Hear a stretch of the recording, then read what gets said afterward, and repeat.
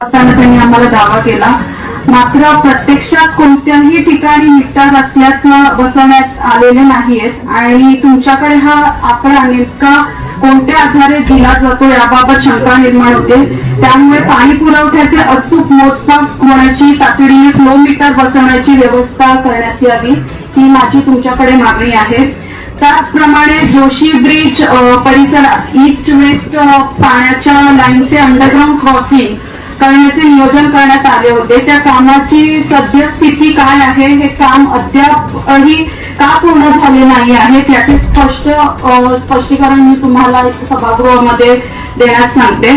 त्याच नंतर अजून एक अमृत योजनेअंतर्गत राजूनगर व अनमोल नगरी या परिसरामध्ये प्रत्येकी 20 लाख मीटर क्षमतेचे 2 जलकुंभ उभारण्यात आले आहेत. परंतु आधीपासून अस्तित्वात असलेल्या टाक्याचे पूर्ण क्षमतेने भरलेले नसतील तर नव्याने उभारलेले हे जलकुंभ कोणत्या परिस्थितीत भरले जाणार आहेत याबाबत सुद्धा मी तुमच्याकडे स्पष्टीकरण मागते. आणि अजून एक मला असा प्रश्न मांडायचा आहे की पाणी नागरिकांना पूर्वी 2 ते 2.5 तास असे मिळत होते, मात्र आता त्याची कालावधी ही फक्त 45 मिनिटे तर 1 तास इतकाच राहिलेला आहे. आणि एवढ्या कमी वेळामध्ये नागरिकांच्या दैनंदिन गरजा सुद्धा पूर्ण होऊ शकत नाही.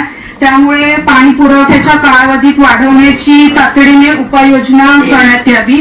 त्याचप्रमाणे अजून एक गोष्ट मी इथे नमूद करते की पाणी पुरवठा नियंत्रित करणारे वॉलमॅन जे असतात ते वेळेवर येत नाहीत किंवा ठरलेल्या वेळेपेक्षा उशिरा किंवा अनियमितपणे पाणी ते सोडले जाते. अनेकदा ते प्रायव्हेट स्वरूपात काम करत असल्यामुळे प्रशासनाची त्यांच्यावर पकड नसते. तसेच काही प्रकारांमध्ये मद्यपान करून ते काम करत असतात आणि ते रात्रीच्या वेळेस आम्ही 1-2 जणांना आम्ही तिथे पकडलं सुद्धा होतं. त्यांनी अक्षरशः मद्यपान करून ते वॉल म्हणजे इलिगली ते लोक ओपन करत होते. ती सुद्धा नागरिकांची आमच्याकडे तक्रार येताच आम्ही तिथे लगेच पोहोचलो असतो आणि तिथे ते सगळं त्यांना पकडलं होतं आणि ते सुद्धा तुमच्यापर्यंत आम्ही पोहोचवलेलं आहे.